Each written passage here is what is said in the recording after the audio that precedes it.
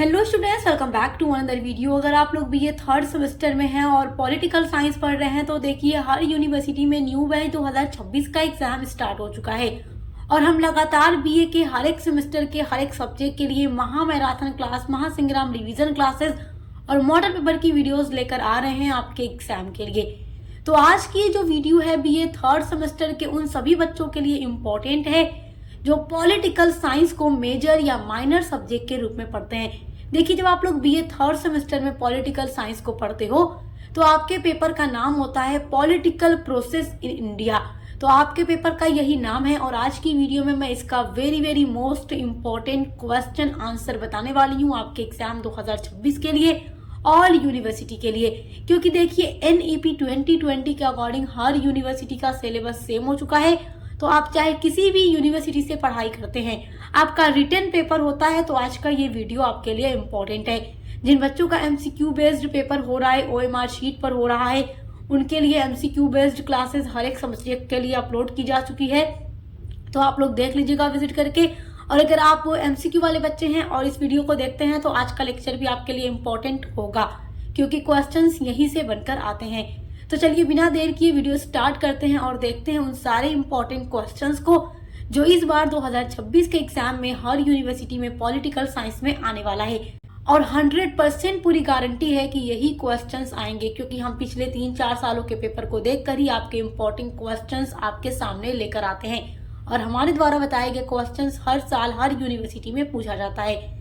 तो देखिए, आपका पहला इम्पोर्टेंट क्वेश्चन है लोकतंत्र का क्या अभिप्राय है। देखिए, जो BA third semester political science की 1 से लेकर 8 तक की यूनिट्स हैं उसको हम अपलोड कर चुके हैं। आपने अगर हमारे साथ पढ़ा है तो बहुत बढ़िया, नहीं पढ़ा है तो लिंक मिल जाएगी आपको इसी वीडियो के डिस्क्रिप्शन बॉक्स में। आप देखकर पढ़ लीजिएगा क्योंकि उसको अगर आप देख लेते हैं तो बस ये समझ लीजिए कि आपका हर एक टॉपिक तैयार है, लॉन्ग क्वेश्चन के लिए भी, शॉर्ट क्वेश्चन के लिए भी। तो लोकतंत्र का क्या अभिप्राय है, पॉलिटिकल साइंस का ये सबसे इम्पोर्टेंट टॉपिक है लोकतंत्र। तो बहुत ही इम्पोर्टेंट क्वेश्चन है और हमारा भारत भी एक लोकतांत्रिक देश है, ये आप जानते हो। तो लोकतंत्र क्या है? देखो, लोकतंत्र का ऐसा शासन तंत्र है जिसमें शासन शक्ति जो है जनता के हाथ में होती है और हमारे भारत में भी लोकतंत्र व्यवस्था ही है और इसमें शासन की शक्ति जनता के हाथ में होती है और जनता अप्रत्यक्ष रूप से शासन करती है जिसका प्रयोग प्रत्यक्ष रूप से स्वयं अथवा अप्रत्यक्ष रूप से अपने प्रतिनिधियों के माध्यम से करती है। तो देखिए, जनता जो है इलेक्शन के माध्यम से अपना प्रतिनिधि चुनती है और वो प्रतिनिधि संसद में बैठकर अपने जनता के हित में काम करते हैं। तो वही होता है लोकतंत्र। देखिए, लोकतंत्र एक प्रत्यक्ष होता है और एक अप्रत्यक्ष होता है। तो जैसे कि स्विट्जरलैंड एक एग्जाम्पल है, स्विट्जरलैंड जो देश है वो प्रत्यक्ष लोकतंत्र का अच्छा एग्जाम्पल है। उसके अलावा हमारे भारत में अप्रत्यक्ष लोकतंत्र है और विश्व के अधिकतर देशों में अप्रत्यक्ष लोकतंत्र ही है। आपका अगला इंपॉर्टेंट क्वेश्चन है संविधान का क्या महत्व है। तो संविधान क्या है, बहुत इंपॉर्टेंट क्वेश्चन है, ये एग्जाम में जरूर पूछता है। देखिए, संविधान जो है प्रत्येक देश का आधारभूत विधि होता है जिसके अंतर्गत उन नियमों तथा उन विधियों का समावेश होता है जिसके आधार पर राज्य का शासन संचालित होता है। और देखिए, जो संविधान है ये लिखित होता है जिसके माध्यम से शासन किया जाता है, देश को चलाया जाता है। इनके साथ ही प्रत्येक संविधान का एक राजनीतिक दर्शन होता है और वह कुछ निश्चित सामाजिक व आर्थिक मान्यता पर आधारित होता है। तो ये क्वेश्चन भी आपके लिए बहुत इंपॉर्टेंट है। चलिए आपका नेक्स्ट क्वेश्चन देखते हैं। आपका नेक्स्ट इंपॉर्टेंट क्वेश्चन है अर्धसंघवाद क्या है। वेरी मोस्ट इम्पोर्टेंट क्वेश्चन है। अर्धसंघवाद हर साल एग्जाम में पूछा जाता है और जब हम आपकी क्लासेस करा रहे थे तो हर एक टॉपिक को डिटेल में पढ़ा। तो देखिए, एग्जाम में आप हेडिंग डाल दीजिएगा अर्धसंघवाद का अर्थ या अर्धसंघवाद की अवधारणा, the concept of quasi federalism. तो देखिए, एकात्मक और संघात्मक दोनों का मिश्रण होता है अर्धसंघवाद। एकात्मक सरकार क्या है? एक राजनीतिक व्यवस्था है जहां अंतिम शासन शक्ति एक ही राष्ट्रीय सत्ता में केंद्रित होती है। और देखो, अब संघात्मक शासन प्रणाली, इसी तरीके से पॉइंट में अपना आंसर लिखिएगा तो नंबर आपको काफी अच्छा मिलेगा। संघात्मक शासन प्रणाली एक ऐसी सरकार प्रणाली है जिसमें जो सत्ता होती है वो केंद्र सरकार और राज्य सरकारों के बीच में विभाजित कर दी जाती है। तो ये हो जाती है संघात्मक शासन प्रणाली।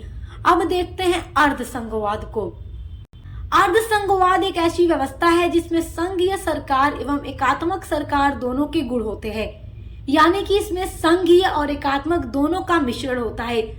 अर्थात शक्ति का विभाजन तो विभिन्न स्तरों पर किया ही गया हो, लेकिन केंद्र के पास अधिक शक्ति होती है और हमारे भारत में अर्धसंघवाद व्यवस्था ही है।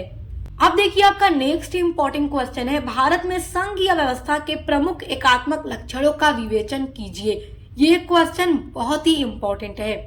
तो भारत में संघीय व्यवस्था के प्रमुख एकात्मक लक्षण क्या हैं? तो आप एग्जाम में हेडिंग डालिएगा संघीय व्यवस्था के प्रमुख एकात्मक लक्षण निम्नलिखित हैं और फिर पॉइंट में लिखिएगा। शॉर्ट में पूछेगा तो आप इस तरीके से लिख देंगे, नंबर आपको मिल जाएगा। लेकिन अगर यही क्वेश्चन आपसे लॉन्ग में पूछेगा तो इस तरीके से आपको लिखने के बाद आप क्या कीजिएगा, इस एक एक पॉइंट को एक्सप्लेन करके लिखिएगा। मतलब ये एक एक पॉइंट आपकी हेडिंग बन जाएगी और आप एक्सप्लेन करिएगा, तब आपका लॉन्ग आंसर कंप्लीट होगा। शॉर्ट पे पूछेगा तो आप इतना ही लिखेंगे तो भी आपको नंबर अच्छे से मिल जाएगा, पूरा नंबर मिल जाएगा। तो देखिए पहला जो लक्षण है वो है संघीय केंद्र होता है। दूसरा है राज्य अंशवर नहीं है। तीसरा है एकल संविधान होता है। चौथा है संविधान, इसमें लचीलापन होता है, संविधान का लचीलापन। पांचवा लक्षण है राज्य प्रतिनिधित्व में समानता का अभाव होता है। और एक छठा है आपातकालीन प्रावधान होता है, इसमें संवैधानिक संकट शामिल होता है। सातवां है एकल नागरिकता होती है। आठवां एकीकृत न्यायपालिका होता है। तो ये सब है भारत में संघ की व्यवस्था के कुछ प्रमुख एकात्मक लक्षण। चलिए नेक्स्ट आपका क्वेश्चन देखते हैं। आपका नेक्स्ट इंपॉर्टेंट क्वेश्चन है जनता पार्टी की सरकार कब बनी? तो 1977 में भारत में जनता पार्टी की सरकार बनी। तो कब बनी जनता पार्टी की सरकार? 1977 में। क्वेश्चन आपका बहुत ही इंपॉर्टेंट है। आपका अगला वेरी इंपॉर्टेंट क्वेश्चन है स्थानीय स्वशासन क्या है? तो ये क्वेश्चन आपके लिए वेरी वेरी इंपॉर्टेंट क्वेश्चन है। देखिए प्रजातंत्र शासन प्रणाली में स्थानीय स्वशासन का एक महत्वपूर्ण स्थान है।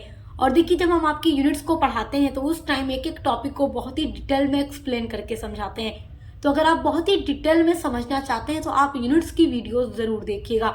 लिंक आपको इसी वीडियो के डिस्क्रिप्शन बॉक्स में मिल जाएगी।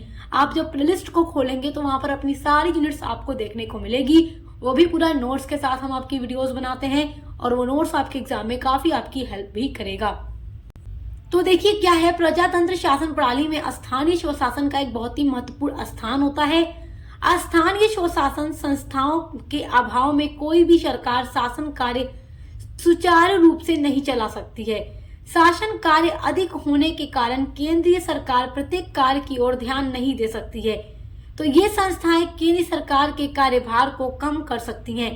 तो ये जो स्थानीय सरकार होती है अलग अलग स्थान के स्वशासन को चलाती हैं, मतलब कि केंद्र सरकार के कार्यभार को ये संस्थाएं कम कर देती हैं। तो ये क्वेश्चन आपके लिए बहुत ही इम्पोर्टेंट है। आपका अगला वेरी इंपॉर्टेंट क्वेश्चन है भारत में सर्वप्रथम नगर निगम की स्थापना कहाँ की गई थी? तो भारत में सबसे पहली बार नगर निगम की स्थापना कहाँ की गई, कब की गई? तो ये प्रश्न छोटा सा है मगर बहुत ही इम्पोर्टेंट है, अति लघु उत्तरीय प्रश्न में पूछ लेता है। तो देखिए भारत में सर्वप्रथम नगर निगम की स्थापना 29 दिसंबर 1688 ईस्वी को मद्रास में स्थापित हुआ। तो सबसे पहली बार नगर निगम कहाँ बनाया गया, कहाँ पर इसकी स्थापना की गई? तो मद्रास में की गई 29 सितंबर 1688 में। तो डेट को नोट कर लीजिए या स्क्रीनशॉट कर लीजिए, क्वेश्चन बहुत ही इंपॉर्टेंट है। और मेरे प्यारे स्टूडेंट्स, इसी तरीके से आपका जितना भी सब्जेक्ट है और जो आपका को करिकुलर सब्जेक्ट है या बीए का अदर भी कोई भी सब्जेक्ट आप पढ़ते हो तो उसके लिए चैनल पर विजिट कीजिएगा। हमने मॉडल पेपर की videos, Mahasangram revision classes, important question answer, short के लिए, लॉन्ग के लिए सारी वीडियोस अपलोड कर रखी है न्यू सिलेबस के अकॉर्डिंग हर यूनिवर्सिटी के लिए।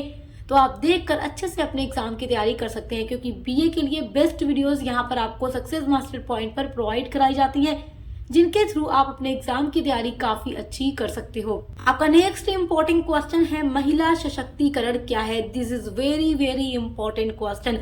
महिला सशक्तिकरण, ये प्रश्न हर साल एग्जाम में रिपीट हो जाता है। तो देखिए इसमें महिलाएं शक्तिशाली बनती हैं, जो महिलाएं हैं उनको शक्तिशाली बनाया जाता है, जिससे वो अपने जीवन से जुड़े सभी फैसले स्वयं ले सकती हैं। तो महिलाओं को इसमें शक्तिशाली बनाया जाता है ताकि अपने जीवन में वो अपने फैसले खुद ले सकें, परिवार और समाज में अच्छे तरह से रह सकती हैं। महिलाओं की जो कंडीशन है सोसाइटी में उसको ऊंचा उठाने का ये काम करती हैं। देखो पहले टाइम में क्या होता था, महिलाएं जो होती थी, उनकी जो कंडीशन थी सोसाइटी में बहुत खराब थी, बहुत शोचनीय थी, बेकार थी। लेकिन आज के टाइम में महिलाएं बहुत आगे बढ़ चुकी हैं, जो औरतें हैं बहुत आगे बढ़ चुकी हैं, तो अपने परिवार और समाज में अच्छी तरीके से रह सकती हैं। तो महिला सशक्तिकरण यही होता है, समाज में उनके वास्तविक अधिकार को प्राप्त करने के लिए उन्हें सक्षम बनाना महिला सशक्तिकरण है। देखो, हर एक फील्ड में महिला आगे बढ़े, अपने अधिकार को प्राप्त करे, अपने पैरों पर खड़ी हो सके, अपना फैसला खुद कर सके, तो महिला शक्तिकरण का वही अर्थ है। बहुत ही इंपॉर्टेंट क्वेश्चन है, तो महिला सशक्तिकरण, ये प्रश्न आप अच्छे से तैयार करके जाइएगा। आपका अगला वेरी इंपॉर्टेंट क्वेश्चन है, क्षेत्रीय एवं राष्ट्रीय राजनीतिक दलों में अंतर स्पष्ट कीजिए। तो ये अंतर आपके लिए बहुत ही इंपॉर्टेंट है। देखिए, क्षेत्रीय और जो राष्ट्रीय राजनीतिक दल हैं उनके बारे में हम आपको पढ़ा चुके हैं, और इनके बीच जो अंतर है आपको पढ़ लेना है। देखिए, अंतर में पहला अंतर है, ये देखिए नंबर 1 है। आप पहले एग्जाम में हेडिंग डाल दीजिएगा, क्षेत्रीय एवं राष्ट्रीय राजनीतिक दल में अंतर। उसके बाद नंबर 1 लिखिएगा, क्षेत्रीय दल किसी क्षेत्र विशेष से अपना संबंध रखते हैं, वे उसी क्षेत्र का विकास चाहते हैं, जबकि राष्ट्रीय दल जो होते हैं पूरे देश से अपना संबंध रखते हैं और ये पूरे देश का विकास चाहते हैं। दूसरा अंतर है, देखिए, क्षेत्रीय दल नेताओं के व्यक्तित्व से ज्यादा प्रभावित होते हैं, जबकि राष्ट्रीय दल में नेताओं की अपेक्षा पार्टी काफी महत्वपूर्ण होती है। तो ये आपका दूसरा अंतर हो गया। क्वेश्चन इंपॉर्टेंट है, अच्छे से तैयार रखिएगा। आपका नेक्स्ट इंपॉर्टेंट क्वेश्चन है, वर्तमान समय में मतदान व्यवहार को कौन कौन से तत्व निर्धारित कर रहे हैं। This is very very important question, ये आपसे एग्जाम में जरूर पूछेगा, और आपके यूनिट का ये काफी इंपॉर्टेंट टॉपिक है आपके सिलेबस का, और इस टॉपिक को हम पढ़ा भी चुके हैं। तो आज के वर्तमान समय में मतदान व्यवहार को कौन कौन से तत्व निर्धारित कर रहे हैं। तो देखिए, मतदान व्यवहार वह प्रक्रिया है जिसके अंतर्गत मतदाता कुछ बातों से प्रभावित होकर मतदान करता है। जिन तत्वों से प्रभावित होकर मतदाता मतदान करता है उनमें मुख्य निम्नलिखित इस प्रकार है। मतलब कौन कौन से तत्व हैं जिनसे एक मतदाता जो मतदान कर रहा है वो किन किन चीजों से प्रभावित होता है। तो देखिए, पहली चीज है धार्मिक मुद्दा, दूसरी चीज है राष्ट्रीय भावना, तीसरा है जातिगत भावना, चौथा है क्षेत्रीयता का अभाव, और पांचवा है क्षेत्र का विकास। तो इन सब चीजों से प्रभावित होकर ही मतदाता मतदान करता है। आपका नेक्स्ट वेरी इंपॉर्टेंट क्वेश्चन है, नगर स्थानीय निकायों का कार्यालय कितना होता है। क्वेश्चन बहुत इंपॉर्टेंट है। देखिए, 74वें संशोधन के अनुसार प्रत्येक नगर स्थानीय निकाय का कार्यालय 5 वर्ष का होगा। 5 वर्ष का कार्यकाल पूरा होने पर नए निर्वाचन कराना आवश्यक है। तो ये क्वेश्चन इंपॉर्टेंट है। आपका next very very most important question है, गठबंधन सरकार से आप क्या समझते हैं। ये प्रश्न बहुत इंपॉर्टेंट है, और गठबंधन सरकार वाला जो टॉपिक है आपके सिलेबस में उसको हम डिटेल में पढ़ा चुके हैं। तो गठबंधन सरकार से आप क्या समझते हैं, बहुत इंपॉर्टेंट क्वेश्चन है। एग्जाम में आप लोग हेडिंग डाल दीजिएगा, एग्जाम में आप लोग पहले हेडिंग डालिएगा गठबंधन सरकार का अर्थ, फिर लिखिएगा कोलिशियन शब्द लैटिन भाषा का शब्द है जिसका अर्थ है साथ चलना अथवा साथ बढ़ना या विकसित होना, यानी एक साथ चलना, एक साथ बढ़ना या एक साथ विकसित होना, ये कोलिशियन शब्द का अर्थ है, और ये लैटिन भाषा का एक शब्द है। कोलिशियन का हिंदी अर्थ गठबंधन होता है, जिसका अर्थ है विभिन्न भागों को एक काया में संयुक्त कर देना। तो विभिन्न भागों को अगर एक काया में संयुक्त किया जाए तो वो गठबंधन होता है। गठबंधन सरकार एक से ज्यादा राजनीतिक पार्टियों द्वारा साथ मिलकर बनाई गई सरकार को गठबंधन सरकार कहते हैं। तो गठबंधन सरकार क्या है, जब एक से अधिक राजनीतिक दल एक साथ मिलकर के सरकार बनाते हैं तो ऐसी सरकार को गठबंधन सरकार कहते हैं। आमतौर पर गठबंधन में शामिल दल एक राजनीतिक गठजोड़ करते हैं और एक साझा कार्यक्रम स्वीकार करते हैं। गठबंधन सरकार उसे कहते हैं जब लोकसभा में किसी भी एक पार्टी को पूर्ण बहुमत ना मिले। देखिए, जब वोट हो, इलेक्शन हो और किसी एक पार्टी को लोकसभा के चुनाव में पूर्ण बहुमत ना मिले, तब 2 या 2 से अधिक पार्टी मिलकर सरकार बनाती हैं, तो ऐसी सरकार को गठबंधन सरकार कहते हैं। देखिए, लोकसभा की कुल सीटें 543 है, पूर्ण बहुमत 272 है, और अगर किसी पार्टी का इससे कम बहुमत प्राप्त होता है तो फिर उसमें कोई पार्टी मिलती है, गठबंधन करती है, फिर जाकर सरकार बनाती है। और यदि किसी पार्टी का पूरा बहुमत प्राप्त हो जाए तो फिर वो अपनी खुद की सरकार बनाती है, और अगर ना हो तो फिर गठबंधन की सरकार बनाई जाती है। तो वही होता है गठबंधन की सरकार। आई होप कि आप समझ गए होंगे। अब देखिए आपका अगला इंपॉर्टेंट क्वेश्चन है, भारत में लोकतांत्रिकरण की प्रक्रिया के प्रमुख सोपानों की व्याख्या कीजिए। तो ये टॉपिक भी आपके एग्जाम के लिए बहुत ही इंपॉर्टेंट है। तो देखिए ये सारा जो टॉपिक है हम आपकी जब यूनिट्स पढ़ा रहे थे तो कंप्लीट करा चुके हैं, आपको सब कुछ पढ़ा चुके हैं। ये क्वेश्चन आपके लिए बहुत इंपॉर्टेंट है। भारत में लोकतांत्रिकरण की प्रक्रिया के प्रमुख सोपान, वह प्रक्रिया जिसके माध्यम से एक राजनीतिक सरकार लोकतांत्रिक बनती है उसे लोकतांत्रिकरण के रूप में जाना जाता है।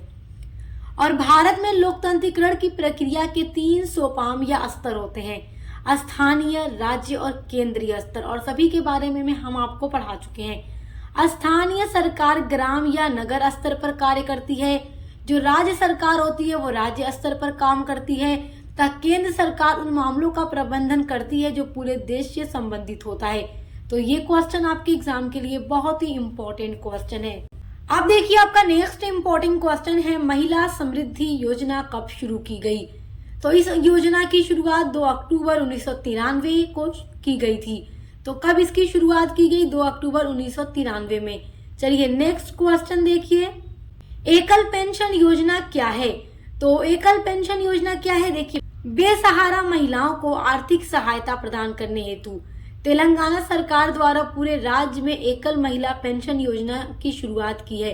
तो देखिए जो महिलाएं बेसहारा होती हैं, जिनका कोई सहारा नहीं होता, उनकी आर्थिक सहायता के लिए, ताकि उनकी आर्थिक मदद हो सके, उन्हें कुछ रुपए पैसे मिल सके जिससे वो अपनी जरूरतों को पूरा कर लें, तो उसके लिए तेलंगाना सरकार के द्वारा पूरे राज्य में एकल महिला पेंशन योजना की शुरुआत की गई। तो आई होप कि आपको ये सारे क्वेश्चन के आंसर अच्छे से समझ आ गए होंगे। तो आज की वीडियो में मैंने जितने भी इंपॉर्टेंट क्वेश्चन आंसर आप लोगों को बताए हैं, आपको बहुत अच्छे से तैयार कर लेना है, क्योंकि 100% यहाँ से क्वेश्चन आपके एग्जाम में इस बार हर यूनिवर्सिटी में आने वाले हैं। और ऐसी ही कई सारी वीडियोस हमने अपलोड की है हर एक सब्जेक्ट के लिए, तो देखकर आप अपने हर एक सब्जेक्ट की तैयारी कर सकते हैं। जो आपका को करिकुलर पेपर है उसके लिए भी हमने पूरी प्लेलिस्ट बनाई है अलग से, तो आप अपने को करिकुलर की प्लेलिस्ट हमारे चैनल पर चेक कर लीजिए, और जो भी वीडियोस हम प्रोवाइड करा रहे हैं देखकर अच्छे से एग्जाम की तैयारी करते रहिए। बेस्ट ऑफ लक, हम मिलते हैं अगली वीडियो के साथ।